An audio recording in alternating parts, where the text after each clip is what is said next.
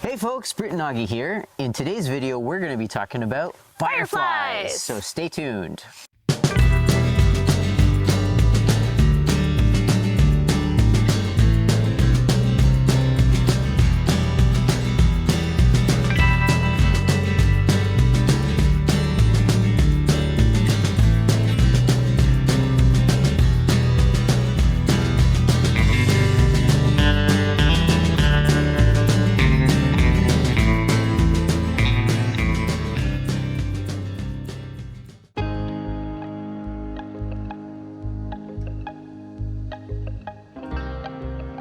You know, there's nothing quite like the experience of going out for a walk when the sun is starting to go down, and as it's starting to get kind of darker and darker, you can start to see like a little twinkle here, and you kind of think, did I just really see that? And then you see another one, you're like, I think I did. Right now we're kind of at the end of June, and at least in Eastern Ontario, this is when the fireflies like to come out.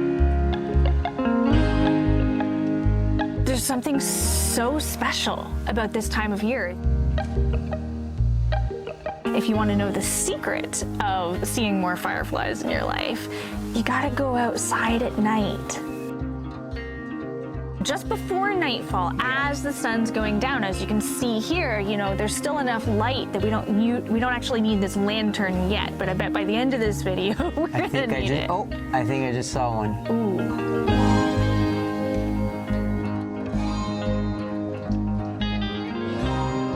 Right now we're just in our garden. This video is actually all about gardening for fireflies. That's right.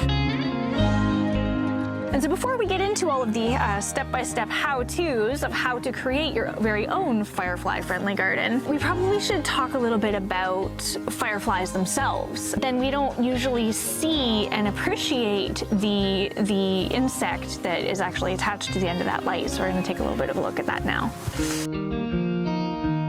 When I think back of my earliest memories of fireflies, I think about the summers growing up in Japan, where my mom grew up, and she's riding her bike, and I'm on this little kiddie seat behind, and we're going kind of through the countryside, and there's like lots of rice paddies, and around dark, that's when you start to really see the fireflies. That's really cool. I mean, there are actually over 2,000 different firefly species globally, all over the world. And just in North America alone, we have close to 200 different species.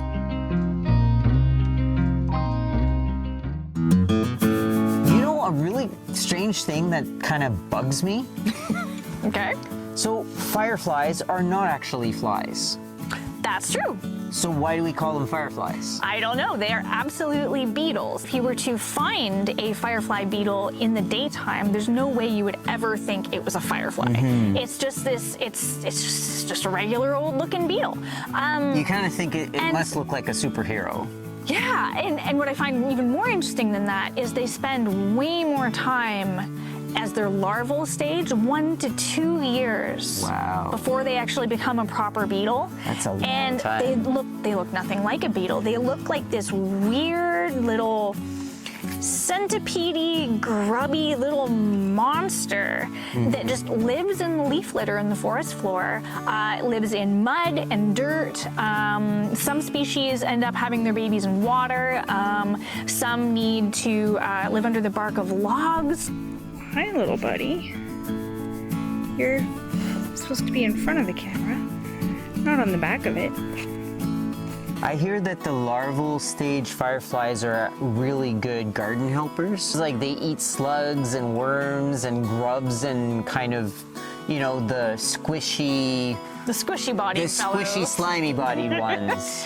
They're quite beneficial for the garden. And so if they spend 1 to 2 years as garden helpers, then in order to do this magical mating dance that is the firefly show that they give, they only spend 2 to 4 weeks as this magical fairy light emitting adult beetle.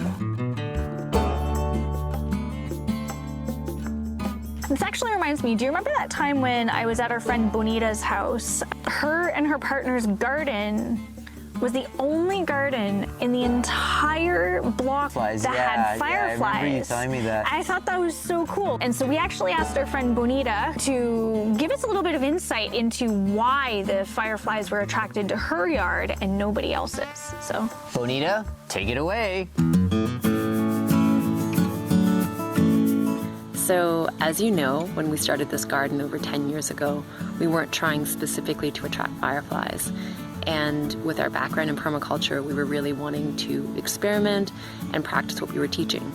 And so the idea of what we're doing here is we've tried to cultivate as much biodiversity as possible and to also mimic the three-dimensional structure of a forest, which is the natural habitat in this area. And so as you look around the garden, you'll probably notice that it's pretty wild. It's kind of natural and messy, and it doesn't look as clean and manicured as some of the neighboring lawns or as some of the flower beds in neighbors' lots. And that is a big part of what makes this space really attractive and welcoming for beneficial insects as well as birds and small mammals. And with the kind of gardening that we're doing, we're really trying to cycle nutrients and to keep as much organic matter as possible here on the land. And so part of what that translates into is that there's a lot of leaf litter on the ground in the fall. There's a lot of living ground cover here throughout the seasons. Essentially what we've done here through the style of gardening is that we've created a habitat for fireflies. We have given them a home, they have food, they can grow up here and mate here and continue their life cycle here. And so when we walk around our garden in the summer near sunset, there are plenty of fireflies dancing and twinkling. And then if we walk down the street and look into the lots nearby that are mostly grass, there are very few fireflies. And so it's just been a really cool lesson showing us how simple it can be to create habitat, how simple it can be to create biodiversity, and to help begin to restore harmony and restore health to the ecosystems that we're a part of. And so for me, the fireflies have been a real teacher in believing that if we build it, they will come.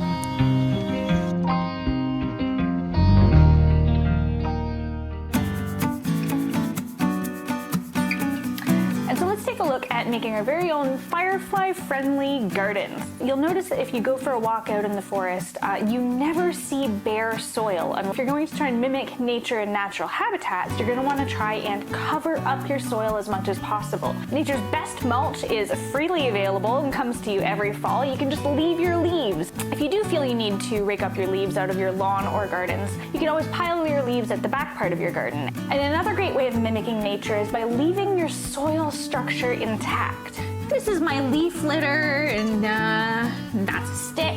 And then you have your nice, fluffy, fertile topsoil that has been created by all of the decaying organic matter that falls to the forest floor, and it slowly composts down into your topsoil. This is going to represent the subsoil. And so what people often end up doing when they're gardening is they end up getting rid of the leaves and the mulch.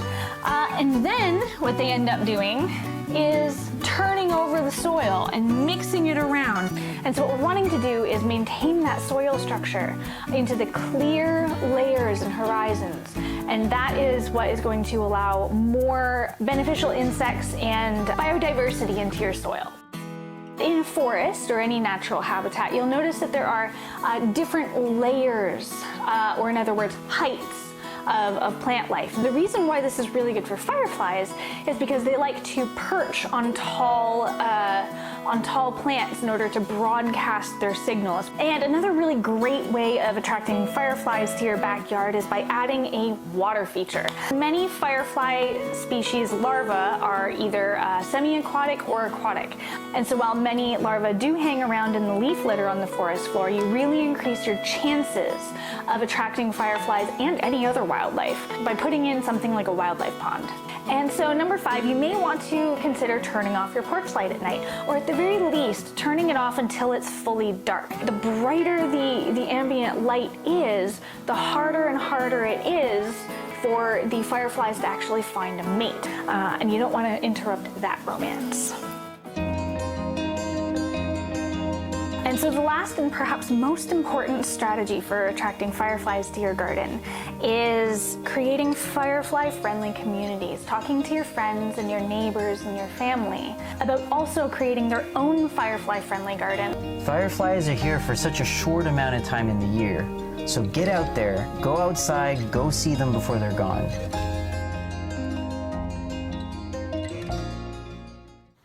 So if folks are intrigued about the garden and interested in some of the adventures that Brittany and I have had learning about fire, I invite you to check out my book, Embers of Hope, Embracing Life in an Age of Ecological Destruction and Climate Chaos. Embers gets her name from the fireflies, so you can check out the firefly story and more in the book. Thanks.